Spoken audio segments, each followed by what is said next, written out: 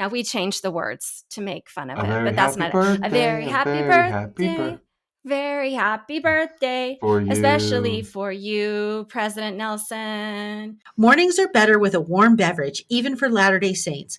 Meet Postum, the ideal coffee alternative and proud sponsor of This Week in Mormons podcast.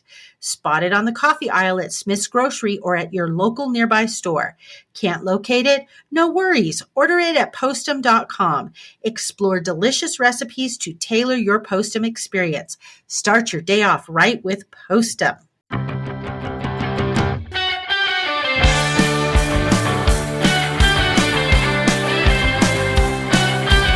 Welcome to This Week in Mormons. We are so glad to have you with us this week. I am your host, Matt, and I'm with... Dun, dun, dun, dun, dun, dun, dun, dun. It's me, your sister, Welcome Melissa. to the Twim Siblings edition of This Week in Mormons. It feels... Matt, do you ever introduce yourself with like a big trumpet drum roll like I do? Dun, dun, dun, dun, dun, dun, dun, dun. Good to meet I'm you. surprised that people couldn't hear that. I do that every single time. But, okay, well, Yeah. I thought Yeah. you heard it, and I kind of feel bad that maybe it didn't come through. Melissa, it feels like it's been forever since we recorded This Week in Mormons together. Yeah, I'm so excited to be recording today. There's a lot of fun stuff going on, but I think we should catch up really quickly. Tell me what's been happening. So the big news for me is that I am now a grandfather. I'm a grandpappy. Yeah. You're so old. Congratulations. Yeah, it's really fun. I'm excited to have a granddaughter. I don't know the rules of things. So like my son said, we're going to tell you when we have the baby, and then it's your job to tell the family. And so I put something on social media, and then they were like, what are you doing? You can't put that on social media. We're supposed to announce. Yeah, social media is not how you tell the family, Matt. That's not what they meant. So I was coming home from a trip, and I had to go right to church because my primary calling needed me. And so like I'm sitting in primary, and my wife comes into primary. She's like, you need to delete your social media posts. I'm like, oh, okay. I'll delete that. I thought I was telling the family. And then he also texted me a photo, and I was like, oh, I'm just going to share this with the family. And then my wife saw that, and she's like, what are you doing sharing that photo? I'm like, you sent it to me. I sent it to everyone else. Matt, I got the photo, and that was my immediate reaction. There is no way on earth that the mother in this photo approved this photo being sent to anyone. Yeah. Like it is like fresh out of birth trauma.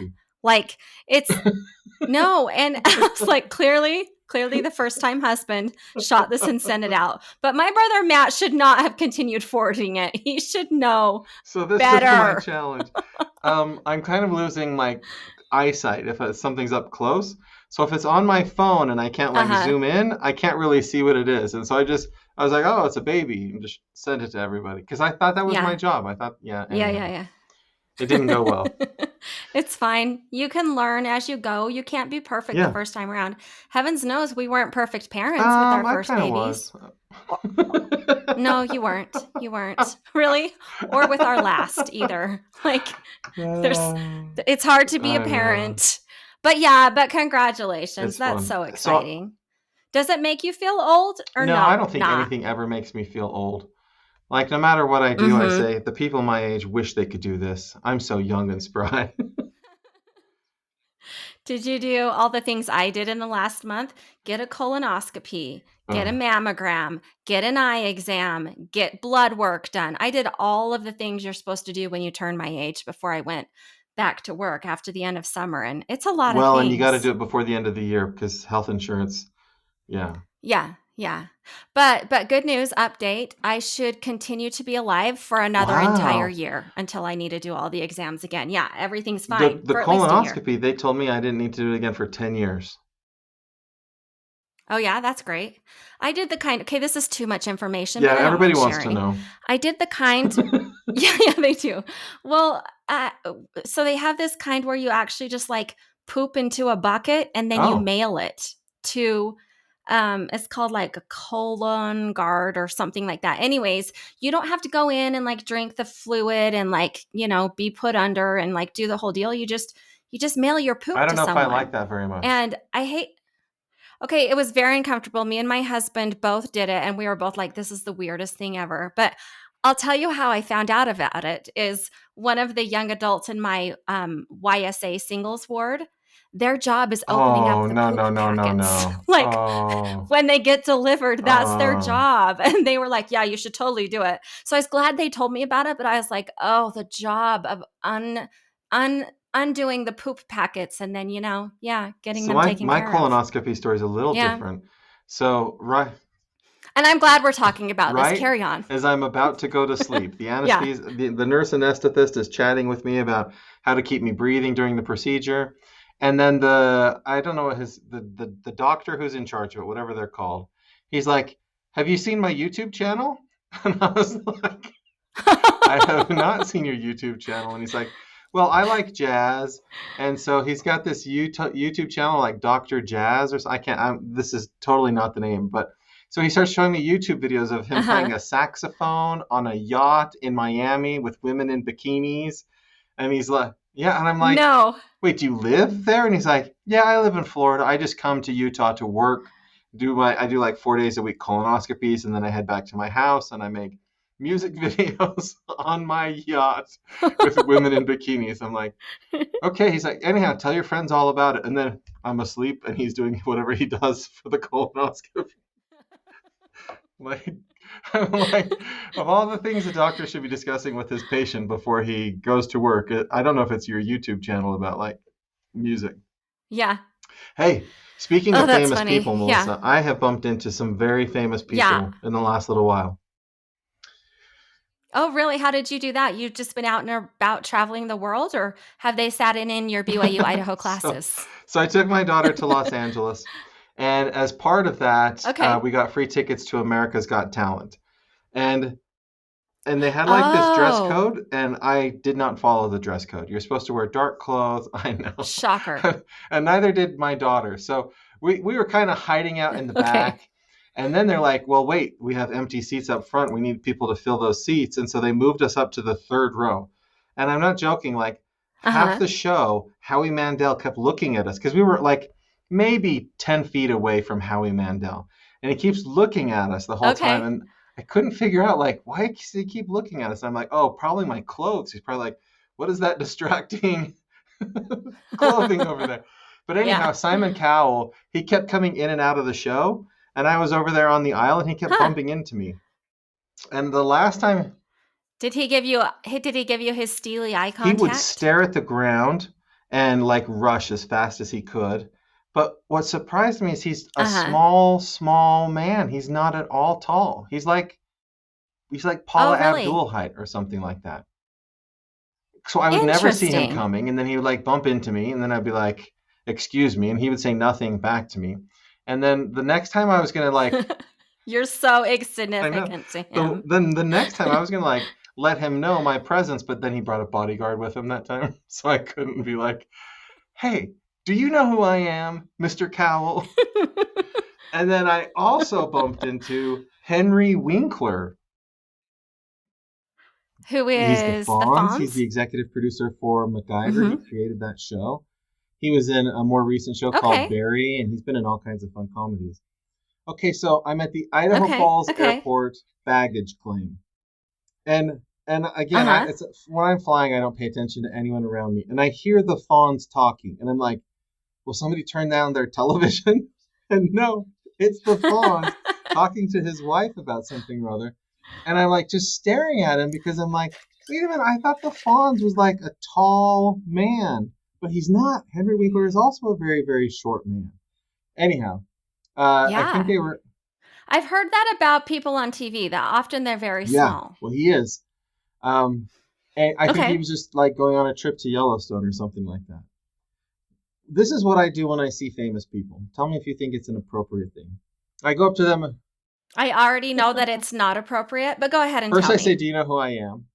And they often say, Of course you "No." do. And then I say, "Would you like a selfie with me? Not can I take a selfie with you?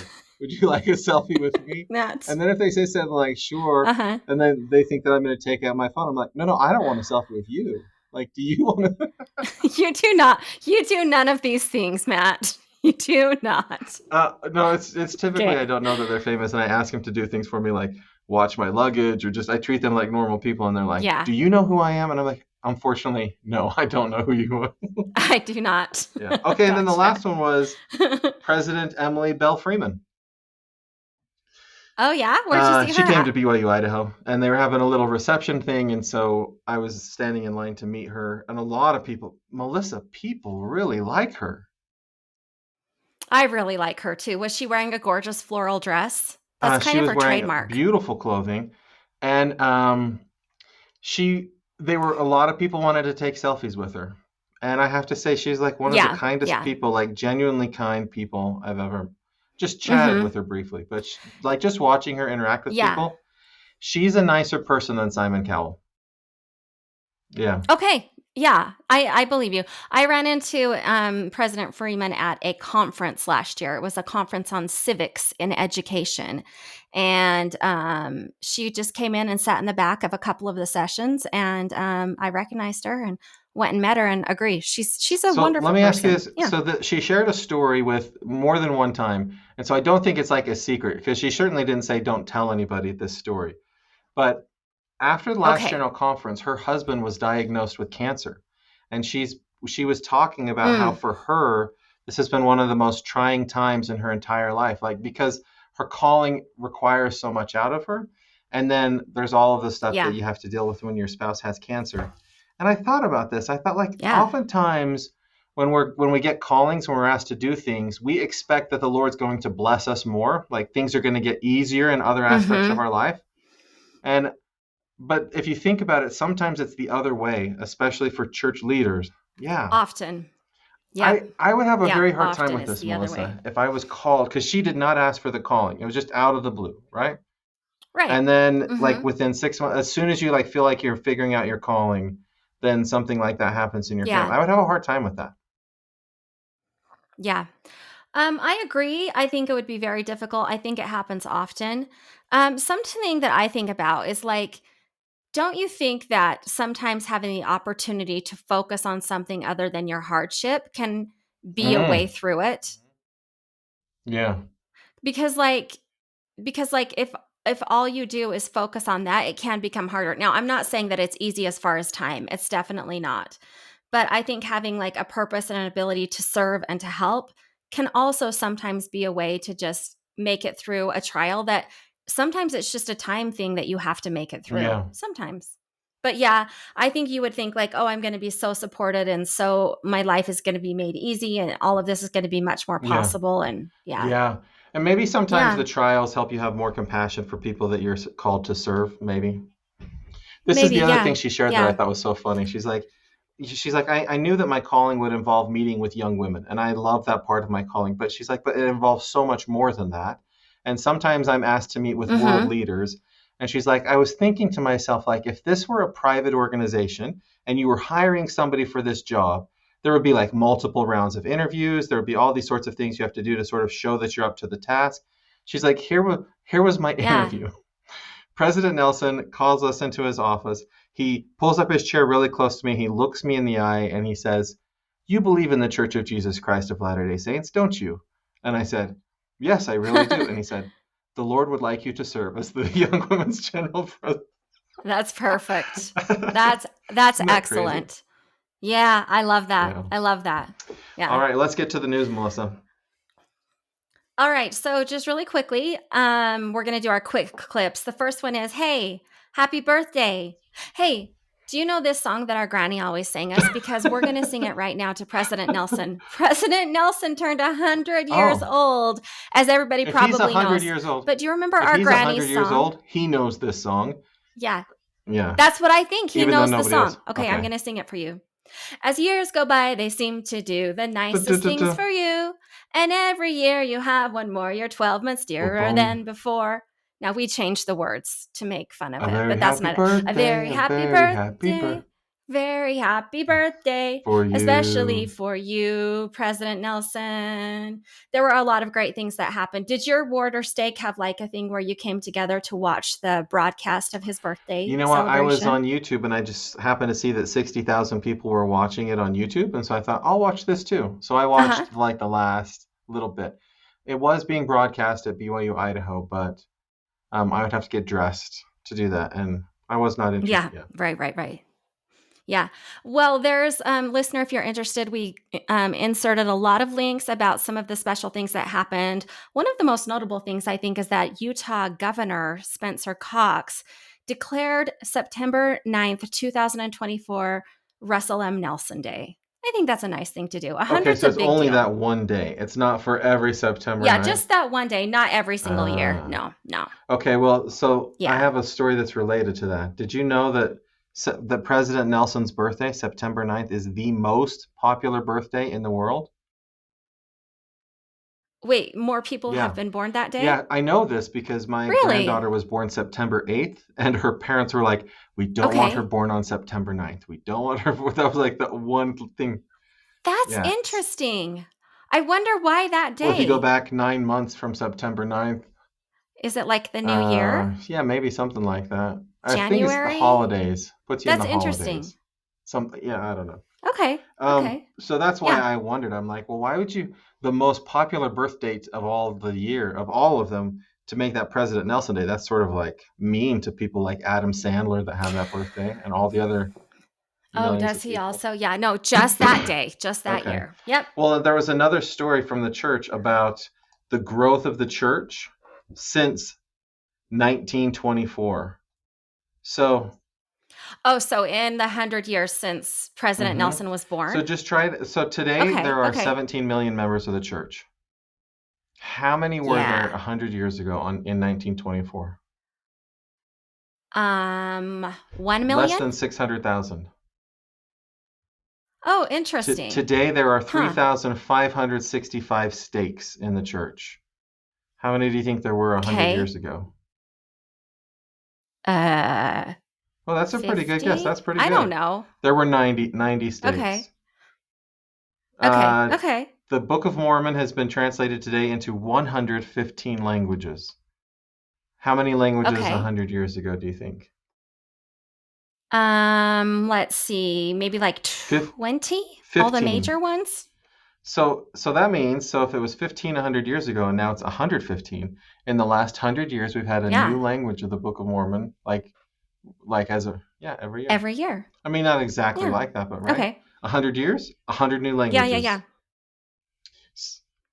It is kind of interesting to think of our prophet. So much has changed in his lifetime. Don't you think that will be true of anybody who hits 100 at any time like that? Yeah. Yeah, that's true. Okay, Matt, I've got an exciting story. Wait, before we do that, I was just thinking about this. Okay, so President Nelson is born in 1924. 100 years before he was born would be 1824. Guess how many wards or branches there were in the church 100 years before he was born? Like one, right? Wasn't the church 0? organized in 1820? I don't know. So it was 1830. Like 0 stakes? There were 0 wards. Yeah. And the Book of Mormon was in 0 languages. 0 languages. Crazy. Yeah. All right. Okay. Now can I do my exciting story, let's Matt? do yours. Bum ba-da-dum ba-da-dum. New hymns. There are new hymns in the hymn book. Again, more new hymns, and including the hymn everybody has been waiting for and anxiously hoping would come. Amazing Grace. No, we got Come Thou Fount last time, Matt, already. Haven't you sung it in church yet? In our ward, we have not yet sung any of the new hymn book hymns. None of them. Oh, you haven't?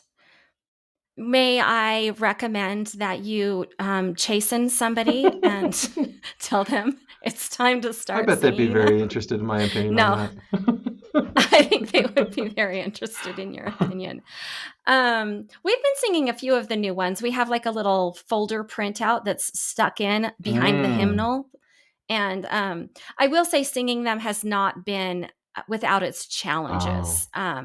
I don't read music personally. I mean, I can tell if the notes go up or down and how long I should hold them for. But trying to do that while also trying to look at words has been challenging for me and the rest of my ward. But it's been fun. But yes, Matt, it's very exciting. So we've got Amazing Grace now, which I'm excited to sing in church. There's a couple of what appear to be for the children's songbook, although we're going to be singing them together anyway. They have that holding hands around the world. But holding hands around. Yep. And then do you know, I feel like this one, Behold the Wounds in Jesus' Hands, is one that maybe we had before, but it got taken away, or at least I've heard it in conference for I don't sure. know. But yeah, there's 9 new songs that can be added and now sung and accessed on your gospel library app. Yeah, I took a minute and listened to most of them. I mean, it's great. I like having new hymns. Matt, I like having new hymns. I would also like to tell you the hymns that I would like to see go away as soon as possible. We've sang all of them in my ward in the last year because I feel like all word. Okay, Go ahead. in our lovely hymn. Deseret. That's so good. Drink no liquor and they eat. Drink no liquor and they eat but a very little meat. Why did we both jump to the same line? And you love it and I hate think it's great. Every time my kids want meat on pizza, I'm like, well, let's sing a hymn before we say the prayer. Okay, yeah. I'd be happy for that one to go away. Put your shoulder to the wheel, I push love along. that one. Bye-bye. I don't want to sing you anymore. Nope. I'm over it. Have you ever sang I'm a pilgrim, I'm a stranger? It's been a long time, but I could do without that one too. Yeah, I really do feel like my ward is trying to sing all of the hymns that they think are going to go away because we're singing the strangest hymns that make no sense to me. Yeah. With the very difficult harmonies and the words that nobody knows. And it's like, okay, well, we're trying to say goodbye before we say hello. Yes. All right, well, my story is about the members of our church who are Paralympic medalists in Paris. You may have thought the Olympics were over, but after the Olympic Games, there's the Paralympic Games. Yeah, I like the Paralympics. I saw this swim meet and, okay, first of all, I'm not sure the Paralympics are 100% fair. I do have to say that out front because if you're swimming and you're only missing a foot and that's your only disability, and you're swimming next to a person who, get this, has no arms. Yeah, and the person with no arms was swimming so awesome. I just couldn't stop watching them swim with no arms. But the person next to them won. Why? Do you know why? Because they could reach out with their arm and touch the finish before the person with no arms could reach out and touch it with their head. I just think everybody having different disabilities it's hard to say that it's equal, but nonetheless, I love to watch it. I love to watch it. Okay, so members of our church won gold in wheelchair basketball, silver in wheelchair rugby, and bronze in discus and canoeing. Have you seen any of the videos of wheelchair rugby? That looks like so intense. Yeah, you should look at it on YouTube. It's so intense. Yeah. Okay. It's something I've never seen people do in wheelchairs before. It's very intense and good for these people. Like, how exciting for them to win Olympic medals. Yes. And how impressive of them, just like we said with all the Olympic medalists, to represent our church while representing themselves and doing their very best in their sport. Yeah. I think that's awesome. Okay, did you guys in your ward or stake have a day of service last Saturday? Sometimes I feel like your questions are designed to make me feel like I'm not a good member of the church. Yes. I'm trying to call you out. Yes, that's correct. 100%. I was invited to be a part of this. The day of service. I was invited to 2 separate days of service, one for my YSA ward and one for my regular ward. And just so you know, I attended both of them. I attended neither of them. Yeah. Yeah, okay. It turns out that it was the last really good voting day, and I wanted to do that instead. You can do service any day. You can only go voting in the summertime. Yeah. Yeah. But so anyways, everybody around the world in our church had the opportunity to participate in a day of service. They did try to connect it to the Just Serve organization, Just Serve app, which I've looked at before and I really think is a great thing. Did you know that it's always supposed to be around September 11th? Yeah, that's when they started doing it. This is why the 1st of September is such a busy time for me. 3 of my 4 children have their birthdays in September, not to mention all the back to school stuff. And my early September is so crowded, especially on the weekends when they say, hey, let's take this Saturday and serve. I'm like, are you kidding me? I can't do that. Yeah. Matt, you don't have time to plant a flower, to paint a fence, to wash a cemetery stone. You don't have time to do that, Matt. I would actually just rather do it in December. Could we do it for Christmas? I will wash the headstones. Matt, You cannot do it in December. It is I will not plant a less flower busy. in December. Matt, do you have no sense of community? Everybody joins together and does it on this day. When I was younger, I did it all the time, and now I don't. Did you, Matt? Did you remember? I knew you when you were younger. Well, did like you, Matt? Post September 11th, like when I was like a young father. Okay. Take the kids out. Okay. You know what I did for service? Okay. My dog had some dog messes in the yard this morning, and I picked them up. Well, not all of them. I had my son. I mostly supervised my son while he picked them up, but I did help out a little bit in picking up. And who was that serving? My son, maybe. Actually, as we were picking them up, I said, "Hey, Levi, if some aliens from another planet were to come down and observe this, they would see us cleaning up these dog messes while the dog stands there and looks at us, and they would think that the dog is the higher species because we're here cleaning up its messes while it watches us do this work." He's like, "Huh, that's true." Okay. Well, of note, and to wrap up, Matt, the church news would like you, if you had a great day of service, to let them know about it so they can write a story about it.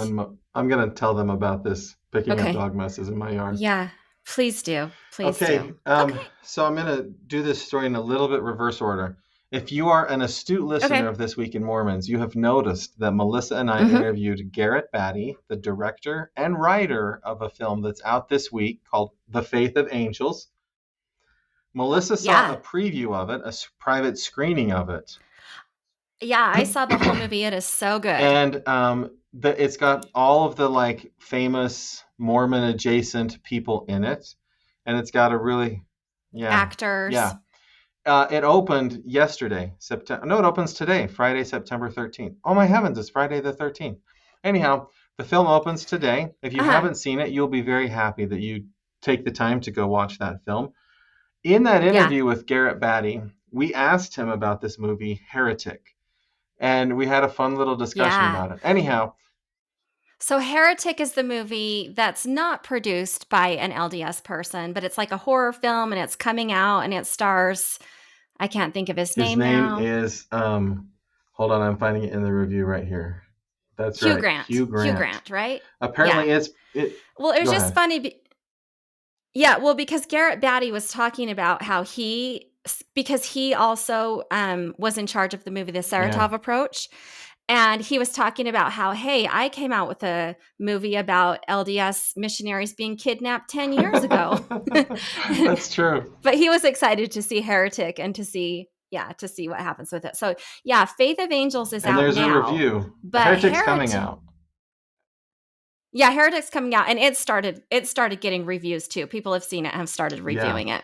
So this is the review that we have a couple of links to reviews in the show notes, but this is the one that I like from IMDb.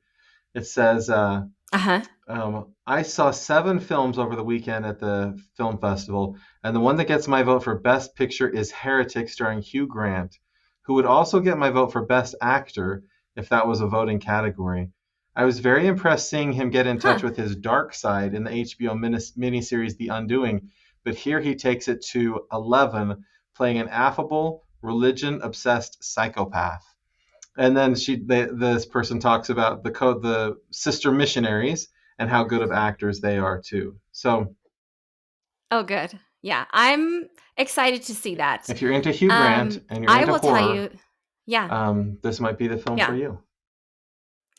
But listen, on IMDb, Faith of Angels, the Garrett Batty film, it gets 8 out of 10 on IMDb. So that's really good for IMDb. No, everybody we've talked to that's seen the show absolutely loves the show. Yeah. Okay, it's time for big deal, little deal, no deal. I'm going to go first, Matt. I'm going to give you a headline. We're going to decide how big of a deal it is. I'm going to do this fanfare first. Okay. Perfect. Wait, will you do it again? Thank you. Okay. An ode to dorm room blessings.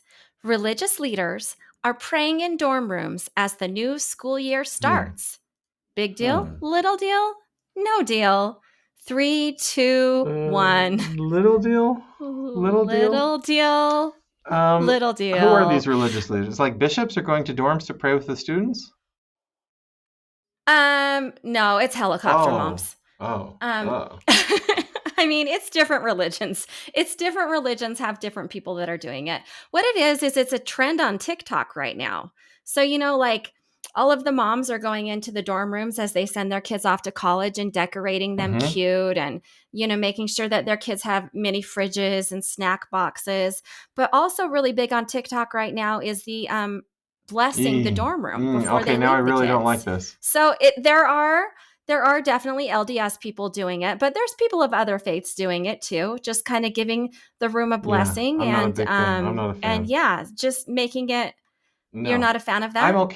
I'm okay with Do the go on. sorority girls telling me their outfits every morning of like what they're wearing to yeah, I'm On okay with that. TikTok? I don't That's like fine. praying on Okay. TikTok. That's weird. That seems spooky to me. Okay. Well, let's just say that you don't see it on TikTok. Is that something that as you bring your daughter to college like you did Yeah. this year that Yeah, for you would sure. do? Yeah, it's No, not it's weird, just weird to right? publicize it. It's weird to show it to people. Yeah. Well, listen, parents are way too involved in everything that they do and show everything way too much online, in my Like opinion, grandfathers who share pictures of their their grandbaby of their, that yes. For But I example, you, really only Matt. did it because I Yes, was for told to. example, you. Well, this is a Yeah. good segue then, Melissa, to my story. Okay, so there's an opinion piece about the secret hmm lives of Mormon wives, and the headline is "How Oh, real are yes. the stories these Mormon wives tell on their social media channels?"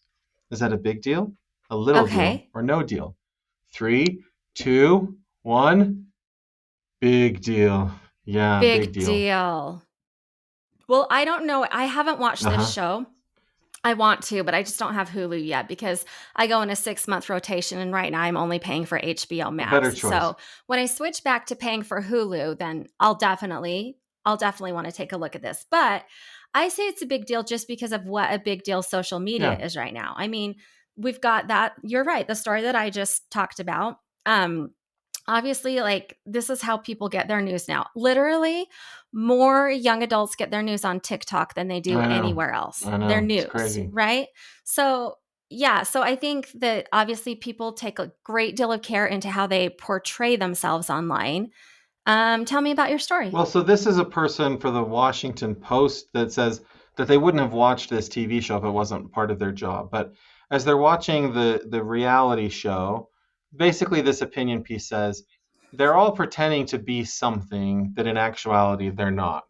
For example, they Mm, pretend to be stay-at-home moms with a father who goes and works, when in reality, each of these they use this phrase "mom talk," but mom.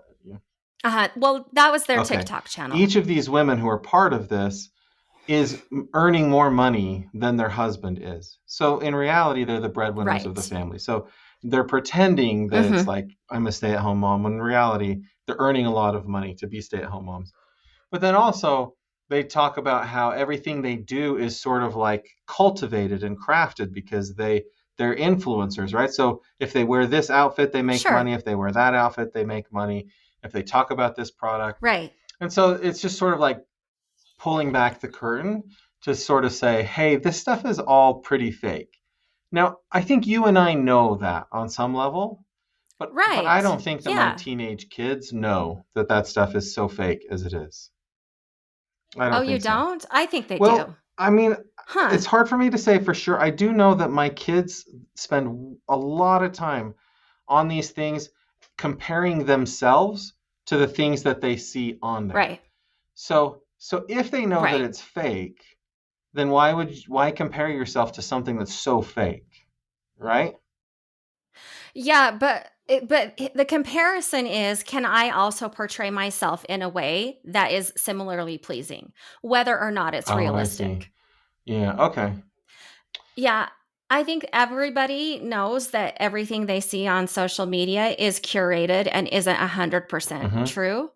But it doesn't mean that they don't also want to portray themselves that way and curate their I image that haven't way. watched this Hulu series and I don't even have TikTok, so I'm Yeah. not going to be like an expert opinion on this, but my impression Yeah. is that like back in the day when they did God's Army, but even more so when they made the movie The Singles Ward, It's like, this is a movie made for LDS audiences to make them laugh. We're going to poke fun at ourselves. And there's going to be some of it that's kind of true and a lot of it that's like hyperbole and sort of over the top crazy. And it's going to get us a lot of laughs. Yeah. I feel like what happens with TikTok is that people create that sort of content, but people from the outside looking in don't understand the joke of it all, right? They don't understand I see. what is us making fun of ourselves and what is us poking fun of ourselves versus what is us actually showing how we are. And so a lot of the stories I saw on this are people who are not members of our church asking these questions like, do Mormons really blank? Right? Like there's this stuff about swinging. They're like, there's these questions about, do Mormons really wake up at 8 a.m. to drink Dr. Pepper? Like, why would they do that instead of just drinking coffee? Like a number of... Yes, Yeah, they do. Some do, right? But it's not like...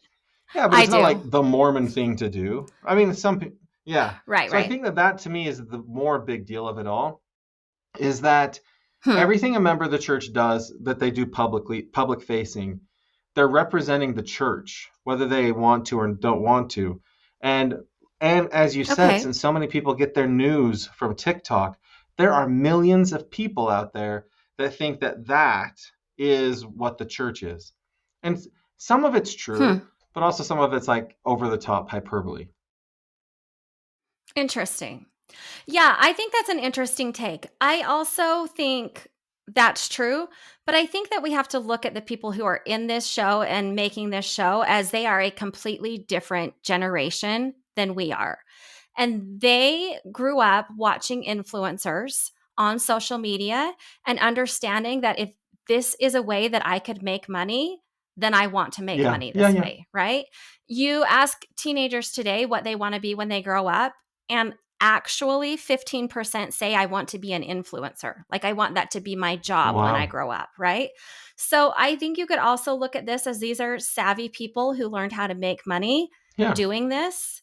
And like it's just like producing a TV show. Yeah. I mean, regardless of how much of it is reality, they chose to do this for their job as a way to make money, and they're the way they promote it and how people understand it and take it really probably doesn't matter that much. So it's sort of like, it's sort entertainment. of like when Napoleon Dynamite came out, because I think we're at like 25 years since that came out, right? There's some people that maybe were like, is that like a Mormon thing? It's clearly not.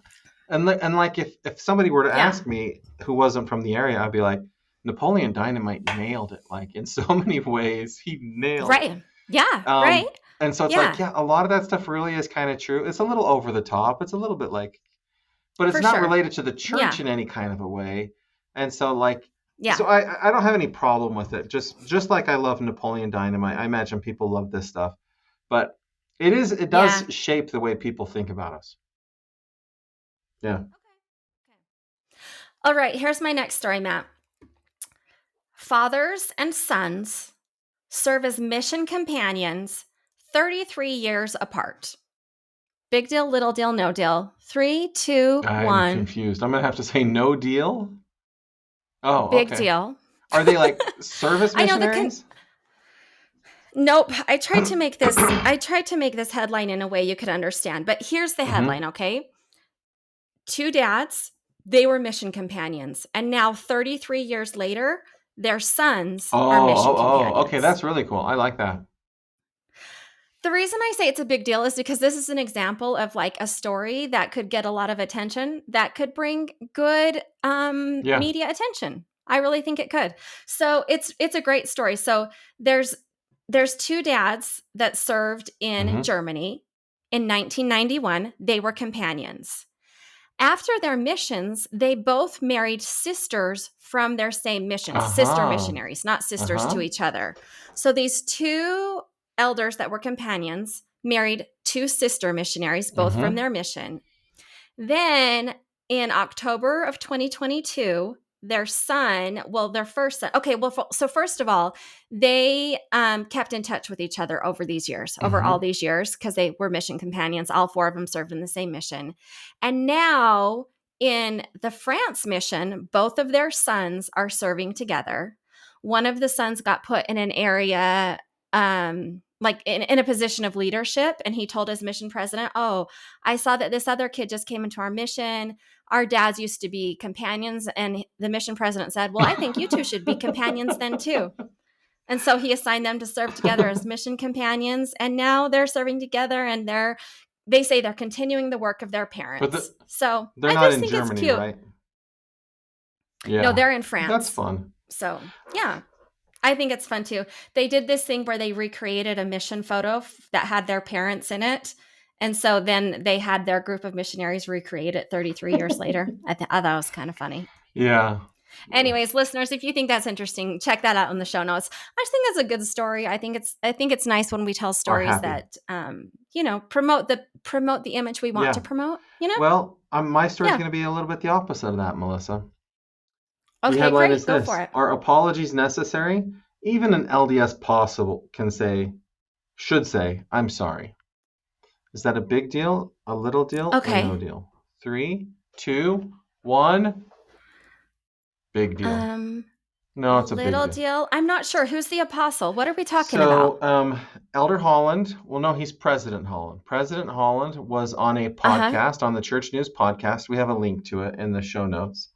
With Sherry Dew. Okay. And if you recall, I think it was around 5 years ago, he gave a talk to faculty members at BYU. And he said something about how they should not point their muskets at the brethren. That the faculty should be defending the church, not tearing it down or things like that. And in that talk, he specifically called out a student who had given a commencement speech. And in his commencement speech, he came out as gay. And President Holland, in that talk all those years ago, said that that this shouldn't have happened, that's not the appropriate place for that to happen. Okay, yeah, I remember this happening. And so in the podcast, he tells Sister Dew that he has wept every day since then, and that because of what he said? Yeah, I think so. Or how he said it? You don't know, because he didn't apologize for what he said. And so that's what these news stories are saying, is that Elder Holland weeping is good, but apologizing is better than just weeping. And so there's this discussion about should members of the Quorum of the 12 apologize for things they did? Now, in fairness, the parents of the son say that he reached out to them and apologized to them for what he said and how their son has since left the church. But he says, the kid says that Elder Holland has never reached out to him to apologize to him for what was said. And there's never been a public apology.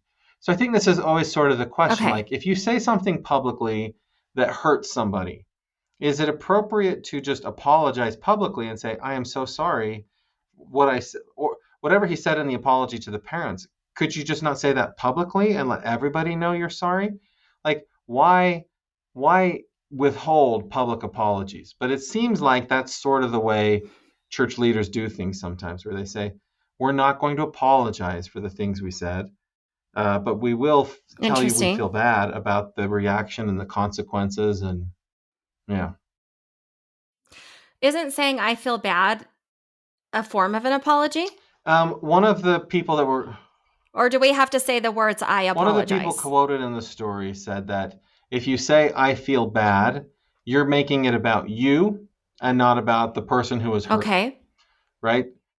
Okay, I can understand that perspective. Okay. But he did apologize to the parents. Yep. But he never issued a public apology. And so, so what do you think? What do you think about public versus private apologies? So these are the kinds of things that are really hard for me to wrap my head around. When you're a member of the Quorum of the 12 Apostles, or you're the president of the Quorum of the 12 Apostles, it feels to me like whatever you say, a person can take that and make it mean whatever they want it to mean. And so even if you choose to apologize, it might not be the right kind of apology, or people might take it so there's this world that they live in that I can't comprehend, where you have to be very careful about almost everything you say, because people revere you as a prophet, seer, and revelator. And so I 100%, I believe that President Holland, in his personal life, when he does something that hurts somebody, he apologizes. the public setting is the thing I don't understand. There are a number of things that church leaders do in their public lives that confuse me, that I say, it seems so simple, you should just do this. At the same time, they don't do it. And so I just think there's got to be other things at play there that I don't understand. Like, how would it be like everything you say and do, people like nitpick at it and say, you're a prophet and you said this, therefore that justifies all of these sorts of behaviors that you're like, that's not what I intended by that statement. Right. Yeah.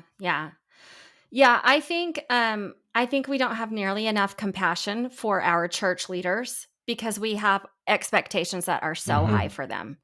And if we really believe that that they can't ever make a mistake, we're wrong. Like, they are absolutely human. Now, I understand that a public apology is a way of saying, I am sorry to everybody who I didn't know I hurt your feelings. I'm sorry to you because I can't apologize to you personally. And so I would like to publicly say, I'm sorry to you. And I understand that that might feel good to some people. I have a different way that I look at things, and it makes some people uncomfortable. But the way I look at it is President Holland is not responsible for people's emotions, and he can't make a person feel a certain way. Like, it's up to us how we feel and how we respond. I know when this talk happened that people were looking for reasons to be mad at Elder Holland, right? Because they of the way they see him and the way they choose to believe him. I think I heard this speech and I was like a little bit uncomfortable, but then I made the decision, like, I believe the best about Elder Holland. I believe that he would never intentionally hurt someone. And so if I choose to believe he would never intentionally hurt someone, then I need to take this speech a different way, right?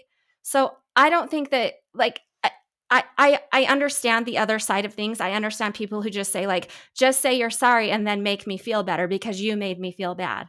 I say nobody can make you feel anyway. You get to decide how you feel.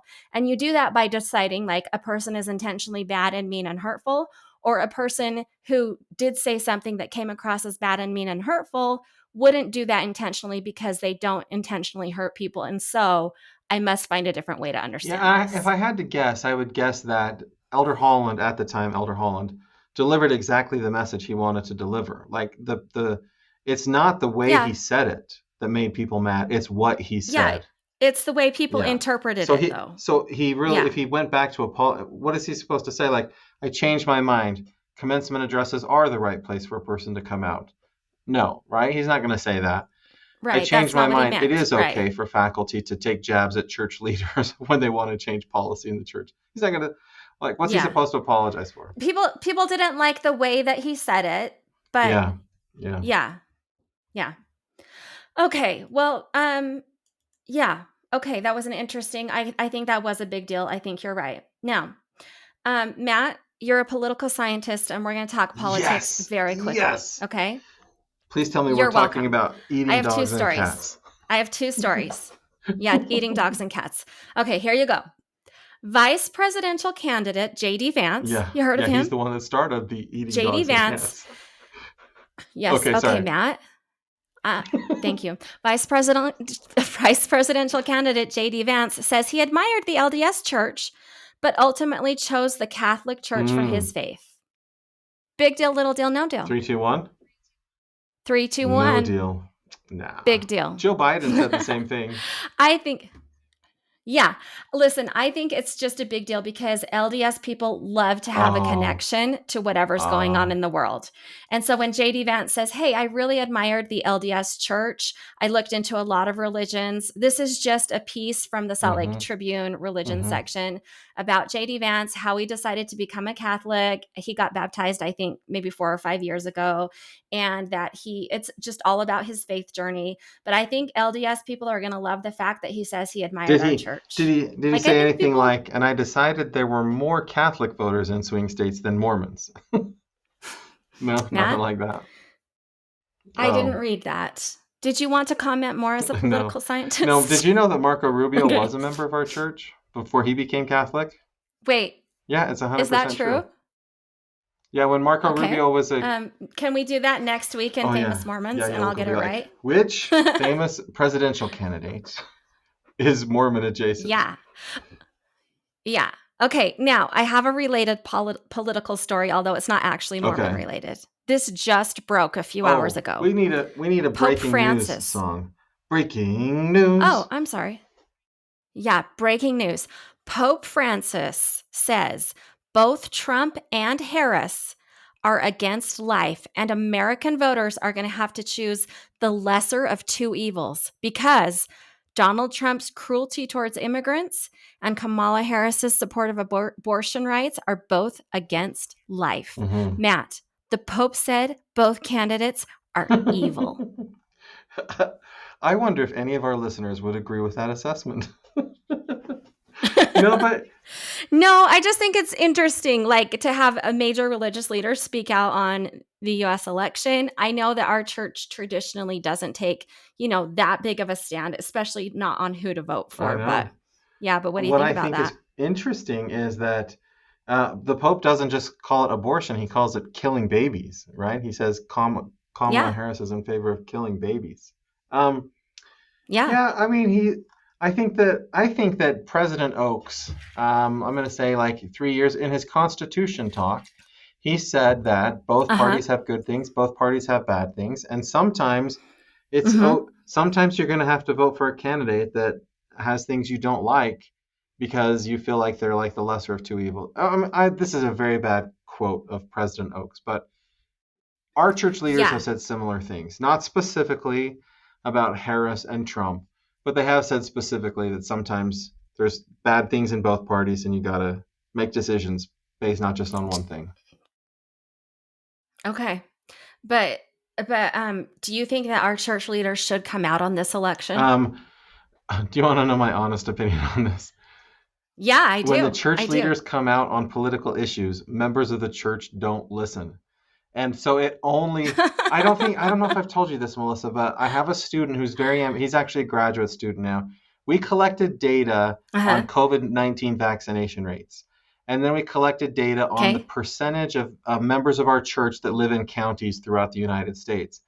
And so we tried to measure the relationship between President Nelson saying that members of the church should get vaccinated and then the actual vaccination rates in those counties. And it had no effect. President Nelson saying get vaccinated had no effect on vaccination rates. And so I think that all that happens when church leaders get involved in political things is it drives people away from the church. It makes them think of the church leaders as political people and see them less as prophets, seers, and revelators. That's not universally true. Interesting. Right? There's obviously people that will change what they think about politics to align with what the prophet says. But that's not the most common thing that people do. Yeah. Okay. Well, thank you for your expert opinion on that. I would love for our listeners to tell us if you're a Trump supporter and President Nelson urged you to vote for Kamala Harris, would you switch your vote? And vice versa. If you're a Harris supporter and President Nelson said vote for Donald Trump, would you switch your vote? Or if you're one of these third-party people and you're going to vote for a third, and he said, no, you need to vote for one of these two, would you switch that vote to follow the prophet? You should email us and let us know, because that would be fascinating. You're right. Nobody would do it. You're right. Nobody would do it. They would be like, yes, but on this issue, I'm right. Not the prophet. Yeah. You're right. Yeah. Okay. That's a good take.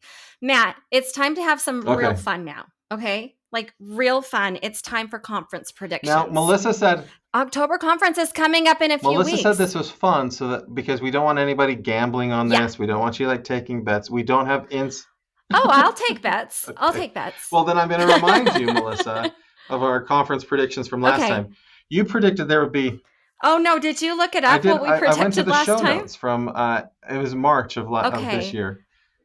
I don't remember anything we predicted, but when you tell me what we predicted, I'm going to tell you if I stand by that it could still happen in this upcoming October. Okay, you conference. predicted temples in Rigby, Idaho.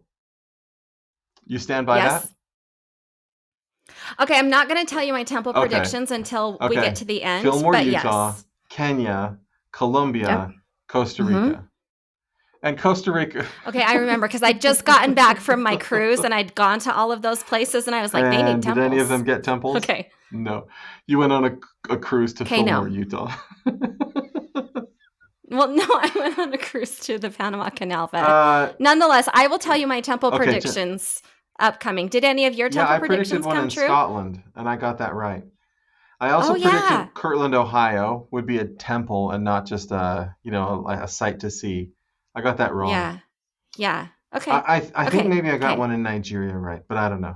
Okay, you predicted that missions for young men and young women would be paid for by the church, and that missionaries could choose how long they want to serve. So 6 months, 18 months.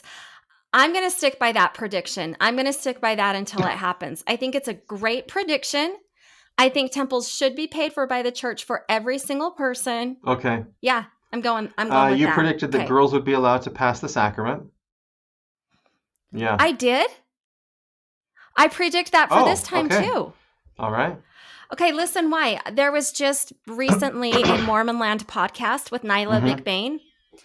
And she talked about that she feels like girls being allowed to pass the sacrament is coming in the near future and some of the reasons why it's not against doctrine. And I say, yes, Nylan, I agree with you. I think it's coming. Girls do pass the sacrament after the deacons give it to them. They pass it down their own. That's true. Okay. Yep, but that's not what I'm talking about. Women can serve in Sunday school presidency or they'll get rid of Sunday school presidencies altogether, or women can serve as ward mission leaders or assistant clerks. I predicted that. That's a good prediction. I stand by. I don't think it will happen. But I think it should happen. Transgender policy that they announced recently suggests that they're going in the other direction on that, right? Because if you were going to move towards allowing, gender doesn't matter for ward clerks, then you would not say transgender individuals can't serve in these positions. I didn't see how those two were connected at all, but I can see what you're saying. But also, Matt, it doesn't matter anymore because I just remembered what you predicted last conference. I just remembered. You predicted the second coming would happen on conference Sunday. You did say that. I was waiting. It was So I could have been off on a lot of things, but nothing beats the second coming would be on conference Sunday, and it didn't happen. I was wrong about that one. I could double down and be like, well, maybe it happened and we just didn't notice because we weren't righteous. Yeah. No. Do you want to? Do you want to double down on that? Okay. What do you have for this time? Okay, so for the first thing, this is like just a little bit of news, but I found out recently that when they announced that the medical school was going to be built at BYU, the president of BYU had no notice that was about to happen. And so when they announced it and everybody's like... They announced it to the newspapers? They made the announcement. Well, he knew this is going to be announced. They didn't discuss it with him in advance. I don't even know if there was any discussion. It was they just announced it. The same that they did with BYU Idaho, right? President Hinckley asked President Eyring, what do you think about making BYU Ricks a 4-year school? And President Eyring tells him all the reasons why it's a bad idea. And he's like, well, that's what we're going to do today. He's like, oh, okay. So the BYU Medical School was a similar kind of thing. And so I wonder if they've decided we're not waiting for General Conference to make big announcements. So my prediction is no more big announcements in General Conference. They like to do them in other venues. I'm sorry. Boo. Yeah. No, because remember when President Nelson first took the reins, he made all kinds of fun new announcements. I really think he's not sure how long he has left, right? We didn't wait very long to call Elder Kieran. We didn't wait till conference to call Elder Kieran. Let me type this in. President Nelson will die. Is that what you just predicted? Of course will die, but not at General Conference.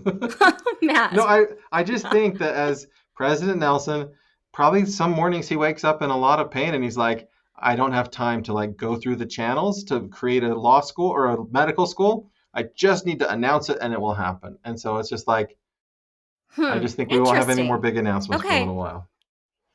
Okay, that can be your prediction. Yeah, anything else? It's a sad prediction. No member of the first presidency will conduct any of the sessions. Wait, what? Did you see the 100th birthday party? I don't know that anyone in the first presidency is physically able to conduct. To stand? Interesting. I thought that was just more casual, sit down style but stuff. you remember last General Conference, there were several sessions conducted by other people. And at that birthday party, you had President Eyring and President Oaks sitting next to President Nelson, watching a pre-recorded video of President Oaks and President Eyring talking about President Nelson. Yeah. They didn't even just hand them the microphone at the birthday party to say their thoughts. They pre-recorded that. So I just don't think any of them have the physical strength to conduct a session of conference. I know it's kind of sad, but interesting. That's my prediction. Yeah, we'll see if you're right. Okay, my prediction is, and I mentioned this a couple months ago when we recorded, but I'm going to double down hard on this. I think they're going to create a new auxiliary in the church, and it's going to be the Young Single Adult Auxiliary with its own presidency and its own focus on the young single adults of the church. Could it just be single adults and not young single adults? No, I think it needs to be this 18 to 35-year-old age group of young single adults. I do think that the church is going to place an increased focus on that group. I think you're right. Well, they already have. I think we need its own auxiliary that it falls under. Led by men Next or women up, leading that? Because you can't have both. mixed, Melissa. They never have mixed. Yes, I know. So it will be led by men. Okay. All right. Well, all of the young single adult wards are led by men. All of the young single adult stakes are led by men. Okay. I already talked about young women passing the sacrament. I predict a disappointing lack of female speakers in all of the sessions.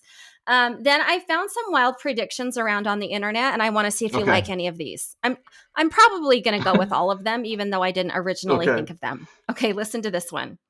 A second quorum of 12 apostles will be announced, restoring the organization that existed when Christ called 12 apostles on the American continent after his resurrection. What an interesting idea. So he had the 12 apostles and then the 12 on the American continent. A second quorum of 12 apostles. The church is getting so big. We need 2 quorum of 12. What do you think? Do you like it? I do actually think, I do think that they could use it. I think it would be very helpful, especially if they had regional focuses, right? Where the Nephites, you're the apostles for the Nephites. That could be very, very interesting. Yeah, right? Yeah. Okay, so we're going to go yes on that one. Okay, how about this one? Youth temple baptisms will start to include older primary kids. So maybe you can start doing youth temple baptisms when you're 8 instead of waiting till 11, 12. I don't think they're making any more changes on that front. Okay. But it's fine. I could go either way on that. I could go either way. I don't know why they wouldn't be. Okay, now listen to... Yeah. Sure, right? They're baptized. Okay, now listen to this one. There will be a new ward calling announced. Ward Wi-Fi deactivator. This person will be responsible for disabling Wi-Fi during sacrament meeting and activating a cell phone signal blocker until the meeting is over. No. It will have to be a priesthood brethren, obviously. Do you know how many bishops, stake presidents you see on the stand texting and doing all that stuff? Yes, all the time. They're not going to get rid of that. That's how they find prayers in the middle of meetings, just for right? fun. They're will you say the prayer? Exactly. Or I'm about absolutely. to call you. No, that something. one's just for fun. Yeah, that's a fun one. Yeah. Let's do. Okay. Do you have temple predictions? Okay, Romania. Okay. Romania has about the right number of members of the church where they've been putting temples, and they're the closest to Ukraine and Eastern Europe. So yeah, that's true. Okay. Similar reasons I say Albania, also because I have a good friend from Albania. Albania lies in the Adriatic. That's the only thing I know about Albania. Nothing. Okay. Ethiopia. Okay. Interesting. And my last one, this one, Ketchikan or Juneau, Alaska. They've got some good saints in those areas, and it's hard to get to them. It's hard for them to get to the temple. So those are my predictions.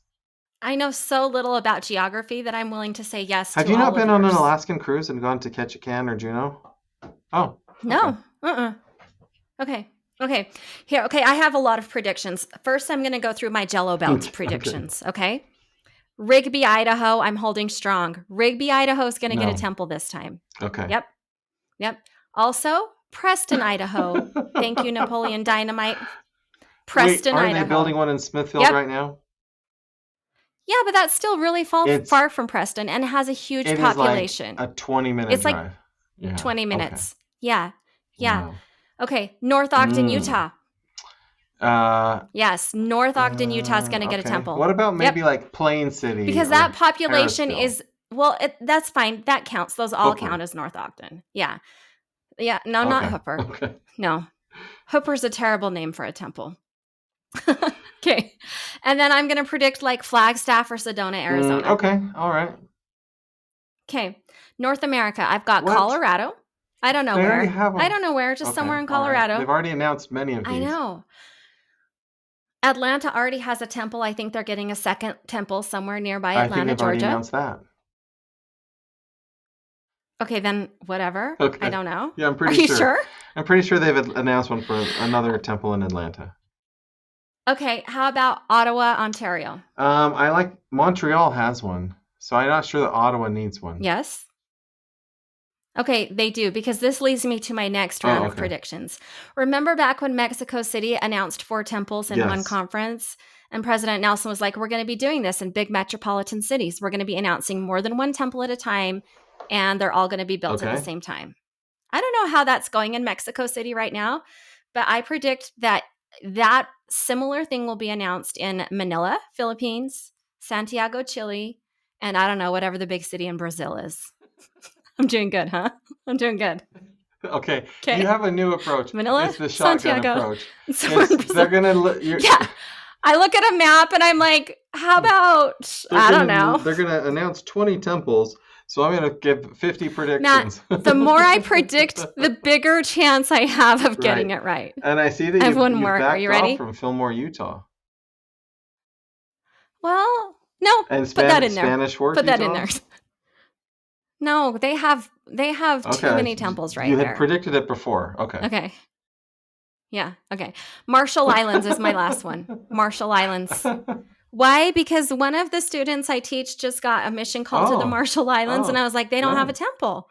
And their closest one is in Laie, which is apparently really far away. I don't know where the Marshall Islands is, but I predict a temple for them. All right. Okay. You're welcome. Well, Melissa, we don't have a ton of time for This Week in Mormon History. I will just share... Okay, give me just one. 55 years ago, in September of 1969, BYU President Ernest L. Wilkinson wrote, "If the gospel were not true, some of the church's authorities with their internal disputes would have ruined it long ago."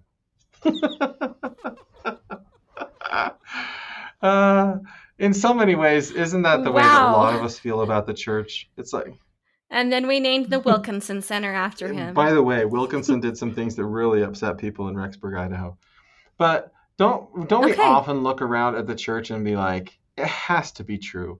Because how else can you have this organization where you just call these people to do these jobs? And people are people, right? They just do ridiculous things sometimes. Yeah. Of course it's true. Otherwise, how, like, no organizational behavior person would be like, you know how you ought to run your business? Look at that LDS church.